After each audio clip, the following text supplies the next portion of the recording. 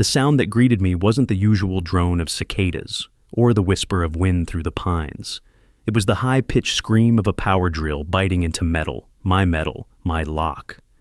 I stood at the edge of the gravel driveway, the dust still settling from my old truck, and watched two men in identical navy blue polo shirts work on the front door of my cabin, the cabin my grandfather built with his own 2 hands.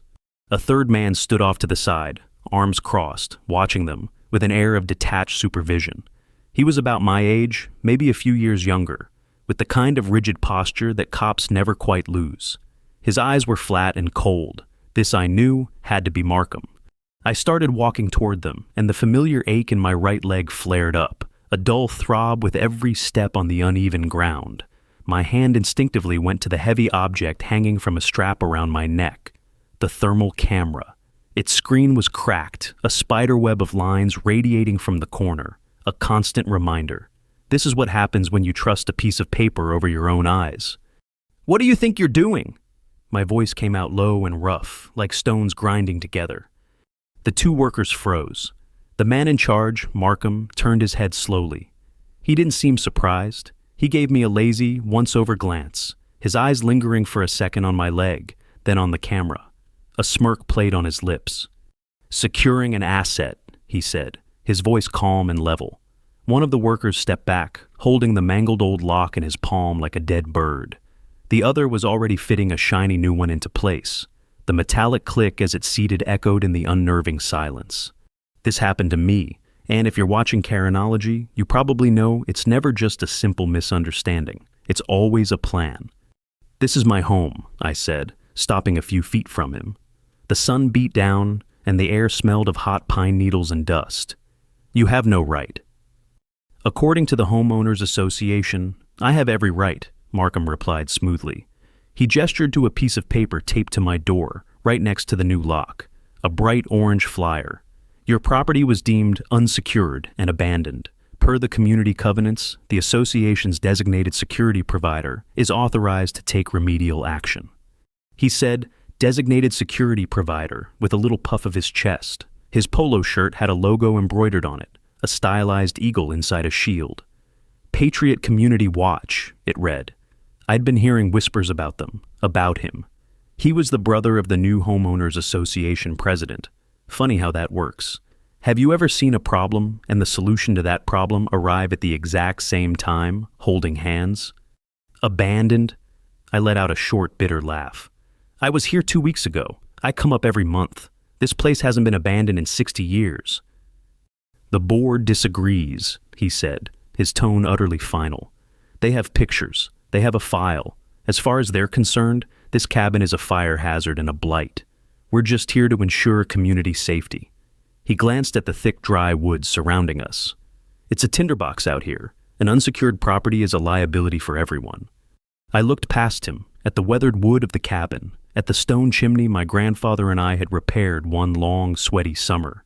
This place was my anchor, the one spot on earth where the noise of the world went quiet. And this man was talking about it like it was a line item on a spreadsheet. My blood was humming, a low-frequency anger that I hadn't felt in years.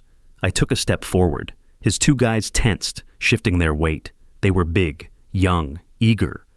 "You're trespassing," I said, my voice dropping even lower. "You and your patriots. Get off my land, now." Markham didn't flinch. He just held my gaze, his eyes as empty as a winter sky. He gave a subtle, almost imperceptible nod to his men. I heard the crunch of boots on gravel behind me. Turning my head, I saw a black SUV I hadn't noticed before, parked just off the main path. It was pulling forward, slowly, deliberately, its engine a low rumble. It didn't speed. It didn't have to. It just rolled right across the entrance to my driveway and stopped, completely blocking me in. Or, more accurately, blocking me out. The engine cut, and the silence that followed was heavier than any sound. Markham finally broke his stare. He looked at the SUV, then back at me. The smirk was gone, replaced by a look of absolute, unassailable confidence. He turned to leave, his men falling in step behind him. He didn't even look back as the black SUV settled into place, its grille gleaming in the harsh sun like a predator's teeth. The black SUV just sat there, a silent, immovable beast of steel and glass. It was a period at the end of a sentence I hadn't been allowed to write. For a long moment, I just stood there, feeling the deep, familiar ache in my leg pulse in time with the anger in my chest. This wasn't just about a lock. This was a declaration of war. They weren't just taking a cabin, they were trying to erase a lifetime, my grandfather's. I turned without another word and limped back to my truck. There was no point arguing with a brick wall, or in this case, a 2-ton vehicle. The real power wasn't in the muscle standing guard. It was in the office that sent them. Markham's sister, the president of the Homeowners Association. I started the engine, the roar of my old V8 a satisfying snarl in the quiet woods, and kicked up a cloud of gravel as I pulled away.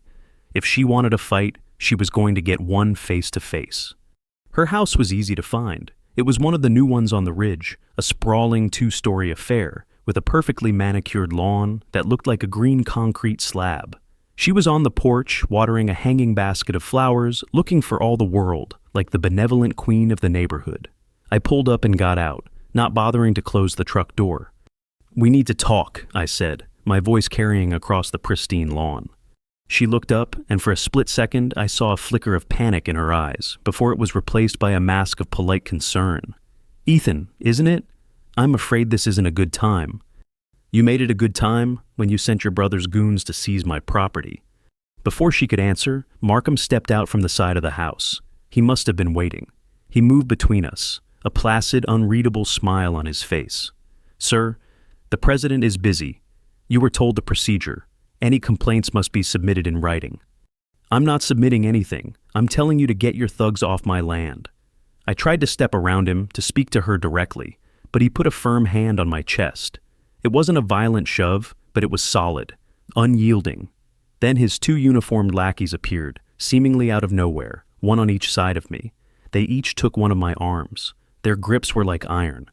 "I think it's time for you to leave," Markham said, his voice still perfectly calm. They started walking me backward, my bad leg twisting awkwardly. I saw a neighbor peer out through their blinds, their face a pale oval of curiosity. This was the point. A public show.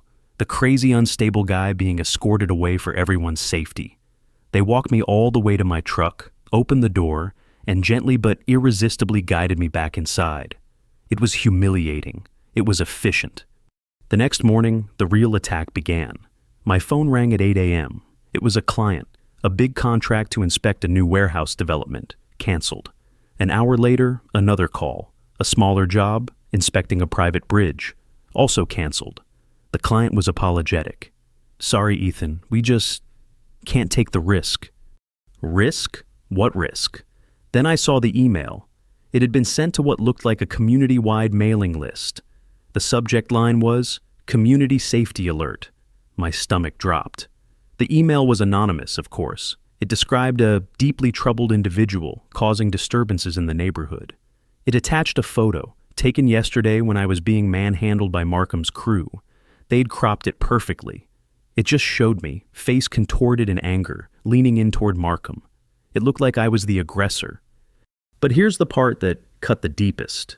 The email went on to mention a history of workplace incidents and a career-ending injury under questionable circumstances. They were using my accident against me, the very thing that sent me back here. By noon, I had lost over $4,000 in canceled work. My reputation, the only currency I had left, was being systematically dismantled. Have you ever felt like you were being erased piece by piece? I sat there in the dark, the glow of my laptop screen illuminating the dust motes in the air. They weren't just trying to take my cabin. They were trying to take everything. I looked over at the cracked thermal camera sitting on the passenger seat. My symbol of failure, my wound. A cold, hard knot formed in my gut. They thought they could break me with whispers and lies. They thought they could scare me off by attacking my past. But they didn't know me. They didn't know what I could see in the dark. I spent the rest of the day in a cold fury, driving the winding back roads of the county. The engine's growl a poor substitute for the words I wanted to scream. The smear campaign was working. My phone was silent. No calls, no new emails, just the deafening sound of my professional life grinding to a halt. It was a suffocating feeling, like being buried alive, one shovelful of dirt at a time. I ended up at the only place in town that felt like neutral ground, a smoky little tavern called the Rusty Hook. It was the kind of place that had been there forever, where the floorboards creaked with stories and the air smelled of stale beer and quiet desperation. Maria, the bartender, was polishing glasses behind the counter. She was young, with wary eyes that saw more than she let on. I ordered a beer and sat at the bar, staring into the amber liquid. A few of the regulars were scattered around, their faces familiar from the homeowners association meeting. They glanced at me, then quickly looked away, whispering among themselves. The town had already passed its verdict. I was guilty. "Tough day?" Maria asked quietly, sliding a napkin under my glass. I just grunted in response. My gaze drifted to the TV in the corner, which was tuned to a local news channel, a weather report, dry conditions, elevated fire risk, the usual summer warnings. "You know," Maria said, leaning closer, her voice dropping to a conspiratorial whisper, "that security company of theirs, Patriot Watch, they're expensive, real expensive." She paused, wiping down a clean spot on the counter. "Funny thing is, nobody was worried about security until Markham and his sister showed up. Now, it's all anyone talks about." I looked at her. Her expression was nervous, but there was a spark of defiance in her eyes. She knew something.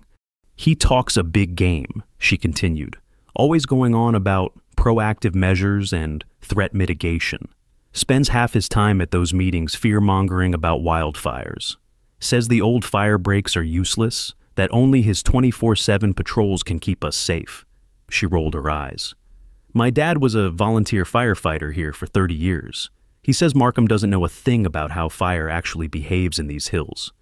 The words hit me like a physical blow. Fire, the tinderbox. Markham had used that exact word, a liability. An idea, cold and sharp, began to form in my mind. It was a long shot, a wild guess born of desperation. But it was all I had.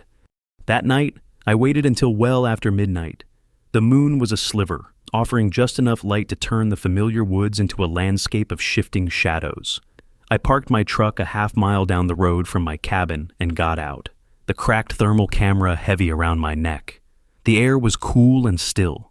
The only sound was the crunch of my boots on the dry leaves. I didn't go toward my cabin. I went the other way, toward the single narrow road that served as the only evacuation route for the entire community. It was a place I knew well. I'd walked it 100 times as a kid. I switched on the camera. The world dissolved into a ghostly palette of oranges, yellows, and deep purples. The screen, even with its spiderweb of cracks, showed me the heat signatures of the world around me, the residual warmth of a sun-baked rock, the cool silhouette of a deer moving silently through the underbrush, and then something else.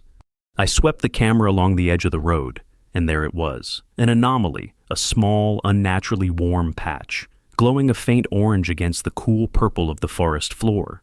It was set back from the road, partially hidden by a cluster of ferns. My heart started to pound. What would you do if you found something that didn't belong, something that felt deeply wrong? Would you walk away, or would you have to know more? I moved closer, my bad leg forgotten.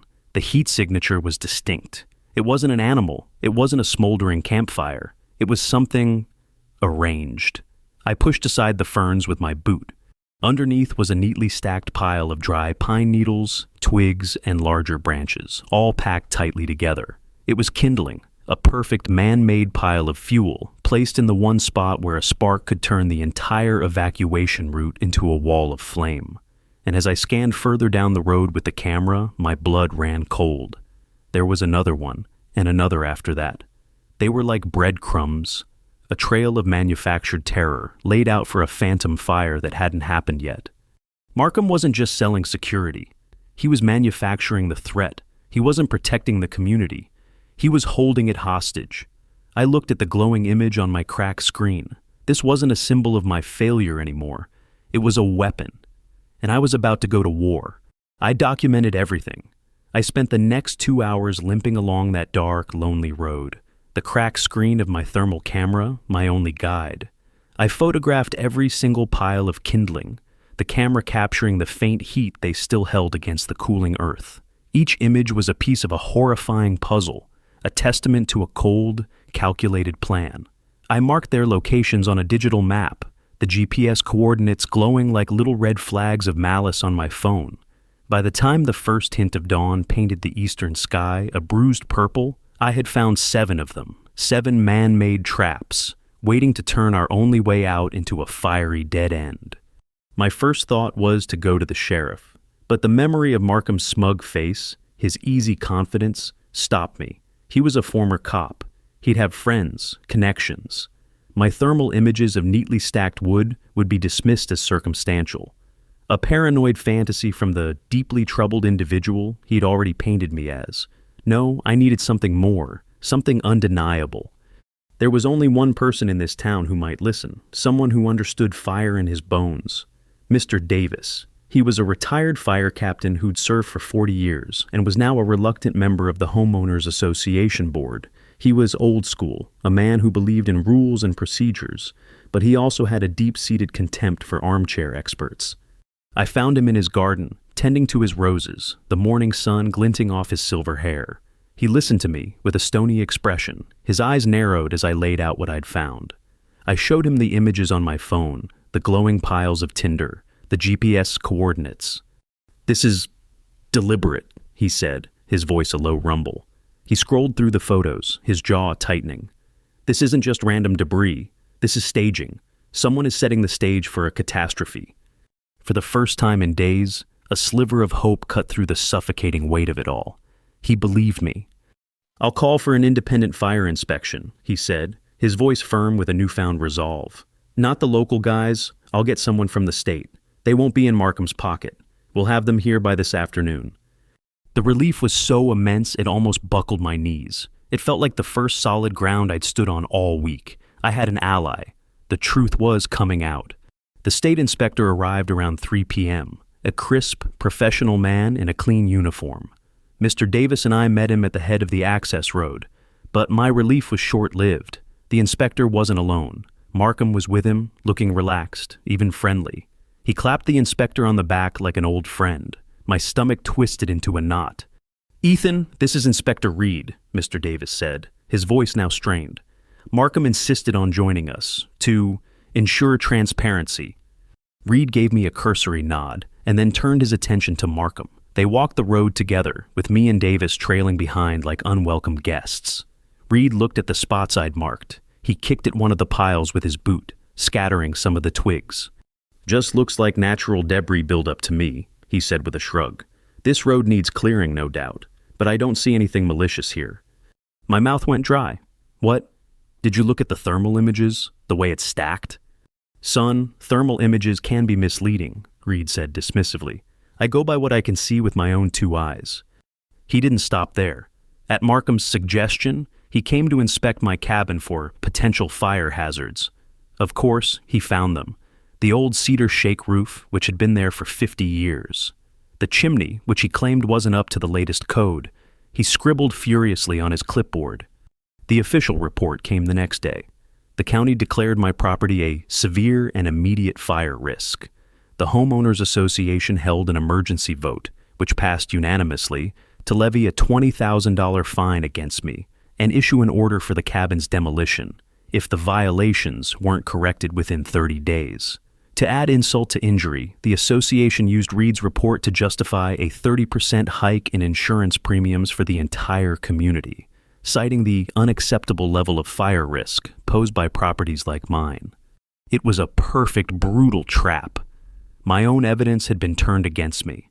The weapon I thought I had, the proof of Markham's scheme, had been used to sign my cabin's death warrant. Mr. Davis called me, his voice heavy with defeat. "I'm sorry, Ethan. His report is official. My hands are tied." I sat in my truck, the demolition order clutched in my hand, the world outside my windshield blurring. It was over. He'd won. He'd beaten me with my own truth, wrapping his lies in the authority of a uniform and a clipboard. Have you ever had a moment where you played all your cards right and still lost? It's a special kind of hell. I let the paper fall from my fingers. The fight was gone. There was nothing left. For a full day, I did nothing. I just sat in my rented room in town, the demolition order on the table like a tombstone. The silence was absolute. No calls, no emails, just the low hum of the mini-fridge and the roar of defeat in my ears. Every path I'd taken had led to a dead end. The law, the community, the so-called experts, they were all just tools in Markham's hands. He hadn't just outplayed me, he'd made me the architect of my own destruction. Despair is a quiet thing. It doesn't scream. It just settles in your bones, a cold, heavy weight that makes it hard to breathe. I thought about packing it all in, just driving away and letting them have it. Let them tear down the cabin. Let them build their little empire of fear. What was the point? I was one man against a system designed to crush people like me. I picked up the demolition order again, the cheap paper flimsy in my hands. $20,000 in fines, 30 days to comply. It wasn't a choice, it was an execution. And then I saw the line item at the bottom, the 30% insurance hike for the entire community. It wasn't just about me anymore. He was bleeding everyone dry, using my cabin as the excuse. That's when the despair began to burn. It wasn't hope, it was rage, cold, clear, and sharp as a shard of glass. I got up and grabbed the thermal camera. The cracked screen stared back at me, a reflection of my own broken state, my past failure. But my mistake back then wasn't trusting the instrument. It was trusting a piece of paper, an official report, that told me the instrument was wrong. I wouldn't make that mistake again. I spent the next 2 days buried in paperwork, not Markham's paperwork, my own. I pulled up the Homeowners Association's founding documents, the community covenants, the insurance policies. I read every line of the master policy that covered the entire development. It was dense, filled with legalese designed to make your eyes glaze over. But I forced myself to read every word, searching for a crack, a loophole, a single loose thread I could pull. And then, on the third day, I found it. It was a single clause, buried deep in a subsection on liability and negligence. It was beautiful in its simplicity. The policy, it stated, would be rendered null and void in the event of gross negligence or willful misconduct by the board of directors in matters pertaining to community safety. Specifically, it mentioned the deliberate creation of a hazard for financial gain. It was a kill switch. Markham and his sister thought they were insulated by their official reports and their sham inspections. But they had made one critical error. They had tied their entire scheme to the community's insurance policy. They were using the threat of fire to justify their security fees and the insurance hikes that made people desperate for their protection. But if that threat was proven to be manufactured by them, the whole house of cards would come crashing down. Not just on them, but on everyone. If the policy was voided, no bank would finance a mortgage here. The entire development would become financially radioactive overnight. This was my new weapon. It wasn't a thermal image or a pile of sticks. It was the fine print, the boring, overlooked text that held the power to bankrupt them all. But how to prove it? My word was worthless. My images were discredited. I needed to create a situation where the truth was undeniable, where it wasn't my word against theirs, but their own system against itself. I needed a bigger stage, a bigger audience, and I needed to make them pull the trigger themselves. I picked up the phone and made a call, not to a lawyer, not to the sheriff. I called the one person who now had more to lose than I did, the mayor. "I know you think I'm a lost cause," I said, my voice steady. "But I have a way to end this. It's risky. It could blow up in our faces, but if it works, it will expose Markham for exactly what he is. I need you to call an emergency town meeting, and I need you to make sure the press is there." There was a long silence on the other end of the line. I could hear him breathing, weighing the political risk. Have you ever had to trust someone who had every reason not to trust you?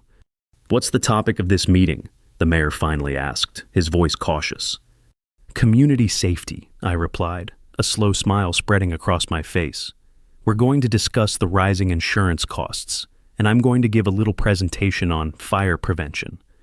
The school gym was even more packed than before. The air was thick with a new kind of tension. It wasn't just suspicion aimed at me anymore. It was fear. The 30% insurance hike had landed like a gut punch, and the whispers in the crowd were angry and scared. How are we supposed to afford this? They're pricing us out of our own homes. The local news van parked outside, its satellite dish pointed at the sky, added a layer of official spectacle to the proceedings. This wasn't just a community squabble now, it was a public event. Markham and his sister sat at the head table, looking confident, even magnanimous, They were the architects of this crisis, and now they were positioning themselves as the saviors.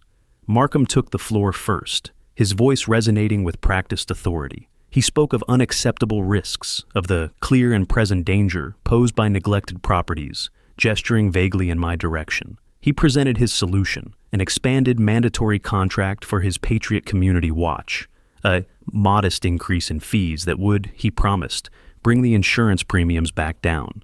He was selling fear, and the room was buying it. Then it was my turn. The mayor called my name, his face a mask of neutrality. A low murmur rippled through the crowd as I walked to the podium, my limp more pronounced under the weight of 100 hostile stares. I wasn't carrying documents or files, just my phone. "I'm not here to talk about my cabin," I began, my voice steady through the microphone. "I'm here to talk about our insurance, about the real risk we all face." I could see Markham smirk. He thought he knew what was coming. Another desperate plea, more discredited photos. "You've been told that properties like mine are the problem," I continued, my eyes scanning the faces in the crowd. "You've been told that paying Mr. Markham more money is the solution. But what if the problem isn't what you've been told? What if the threat is the very person selling you the protection?" The murmuring grew louder. I saw Markham shift in his seat, his smirk faltering. "I have a guest on the line tonight," I said, holding up my phone. I tapped the screen, and a new voice filled the gym, amplified through the sound system, a crisp, professional, disembodied voice. "I'm connected with Mr. Donahue, the senior risk underwriter for the firm that holds our community's master insurance policy." A dead silence fell over the room. Every eye was on me. Markham's face had gone pale. "Mr. Donahue," I said clearly, "I have a hypothetical question for you. What would happen to our policy if it were discovered that an agent of the homeowners association, say, a board member or a contracted vendor, was found to be willfully creating the very hazards they were being paid to prevent? For instance, deliberately staging fire risks along an evacuation route to justify increased security fees and manipulate insurance rates." The silence in the gym was so absolute you could hear the hum of the fluorescent lights overhead. The underwriter's voice came back, cold and sharp as breaking ice. "That wouldn't be a hypothetical, sir. That would be insurance fraud. In such a case, the policy would be terminated effective immediately for willful misconduct. All active claims would be denied. We would also be obligated to refer the matter to the State Attorney General's Office for Criminal Investigation. Frankly, the financial exposure for the community would be catastrophic. No bank would touch a property in that development." I let his words hang in the air for a full 10 seconds. Then I turned to the large projection screen behind the stage. "Now, about those fire risks," I said. One by one, I brought up the thermal images. But this time, I didn't just show the glowing piles of wood. I overlaid them on a satellite map of the community. Then I added another layer, a property map, showing the ownership of the land where the kindling had been placed. Every single pile was on community-owned land directly under the management of the Homeowners Association Board. "This isn't natural debris," I said, my voice ringing with an authority I hadn't felt in years. "This is deliberate staging. On land, you control." I looked directly at Markham's sister. "On your watch." The final image I put up was a simple screenshot of the Patriot Community Watch contract, next to a chart showing the 30% insurance hike. The numbers told the whole story. Panic erupted. The questions weren't whispers anymore. They were shouts. People were on their feet, yelling at the board, at Markham. They weren't looking at me as the problem anymore. They were looking at the man who had sold them a solution to a problem he had created himself. Maria, the bartender, stood up in the back. "He's right," she yelled. "Markham's been talking about this for months, scaring everyone." Mr. Davis, the retired fire captain, stood up next. "Those piles aren't natural. I've fought fires in these hills for 40 years. That's staging, pure and simple." The tide hadn't just turned, it was a tsunami. Markham and his sister were surrounded, adrift in a sea of angry faces. He looked at me, his eyes filled with a dawning horror. He realized he hadn't just been exposed. He'd been cornered by his own system, his own rules. He'd built a prison of fear, and I had just locked him inside it. The chaos in the gym didn't end with a gavel. It ended with a quiet click, the sound of Markham's sister pushing her chair back and walking, stiff-backed, out a side door. She didn't run. She just left. Markham himself seemed to shrink, the bravado and authority draining out of him, until he was just a pale, sweating man in a polo shirt that suddenly looked 2 sizes too big. The news cameras, which had been off to the side, were now front and center, their red recording lights like predatory eyes. The mayor, seizing the moment, took the podium. He announced the immediate suspension of the Homeowners Association Board and the termination of the contract with Patriot Community Watch, pending a full investigation by the state attorney general. The demolition order on my cabin was rescinded. The fines were wiped clean. The crowd roared its approval. It was a victory, clean, total, and absolute. But I felt strangely empty. As the gym emptied out, leaving behind the scent of righteous fury and spilled popcorn, I saw what the victory had cost. The community was in shambles. Their leadership was gone, their finances were a mess, and they were staring down the barrel of a massive insurance crisis. The trust that holds a small town together was shattered. A few days later, a new emergency meeting was called. This time, the mood was different, sober. The anger had been replaced by a quiet, gnawing anxiety. They needed a new committee, a temporary board to clean up the mess, and, most importantly, to renegotiate with the insurance company before everyone's policies were canceled. And then, one by one, they turned to me. "Ethan, you should lead it," someone said from the back. It was Mr. Davis. "You're the only one who saw this coming, the only one who knew what to do." The chorus of agreement was almost unanimous. The same people who had whispered about me in the aisles were now looking at me with a desperate hope. They were offering me the crown. They wanted me to be their new leader, their protector. Have you ever gotten exactly what you wanted, only to realize it's a cage? They weren't just asking me to help. They were asking me to take on the burden of their future. It would be a thankless, unpaid job, a mountain of paperwork, and endless late-night meetings. It would mean staying here, tied to this place and these people, responsible for fixing a problem I never created. I could have said no. I could have sold the cabin, taken the win, and walked away. I could have finally been free. But I looked at their faces, scared, lost, the same way I'd felt just a week ago. And I thought about my grandfather. He didn't just build a cabin, he helped build this community. He was the one who organized the first volunteer fire brigade. He believed that you don't run from a problem, you face it.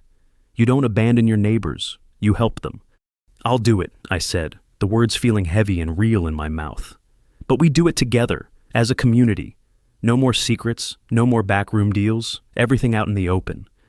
My victory wasn't in saving my cabin. It was in accepting this new responsibility. The price was my freedom. The quiet, solitary life I thought I wanted was gone forever. I was no longer just the guy with the cabin in the woods. I was part of this place, for better or for worse. A few weeks later, I was back at the cabin.